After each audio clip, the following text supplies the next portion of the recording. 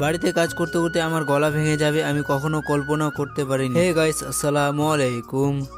A few moments later. এখন ঘুম থেকে উঠে ব্রাশ করতে করতে বাইরে আসলাম। বাইরে এসে দেখছি এখানে ধান ভাপানো শুরু করে দিয়েছে। তাই এখন তাড়াতাড়ি করে ফ্রেশ হয়ে একটা হাতে গামলা নিয়ে বেরিয়ে পড়লাম, কারণ যে ধানগুলো ছাদের উপরে নিয়ে যেতে হবে। আর ধানগুলো ছাদের উপরে দিয়ে একটু বাগানের দিকে আসলাম। ফাইনালি এখন বাগান থেকে চলে এসেছি, কারণ যে ধানগুলো সব গোছাতে হবে। এখন ধান গোছানো কমপ্লিট করে একটু গাড়ি নিয়ে বের হলাম, কারণ একটু ঈদগাহের দিকে যাব তাই। আর গাড়ি নিয়ে বের হয়ে দেখছি আমার দুই বন্ধু হাঁটতে হাঁটতে যাচ্ছে। তাদেরকে গাড়িতে উঠিয়ে এখন চলে আসলাম ঈদগাহ ময়দানে। আর গাইস, এখন তো ঈদগাহ ময়দান থেকে বাড়ি চলে যাচ্ছি, কারণ ধানগুলো কুটাতে হবে। আর এখন তো অল্প অল্প করে বেলা আছে, তাই তাড়াতাড়ি করে এখন ধান কুটাতে শুরু করলাম। আর কিছুক্ষণ কাজ করার পর এখন ফাইনালি কুটানো হয়ে যায়। ভিডিওটা কে কে কোথায় থেকে দেখছো অবশ্যই কমেন্ট করে বলি, কারণ এ পরের ব্লগে নাম নিব সবার। আজকের জন্য এতটুকুই, বাই বাই।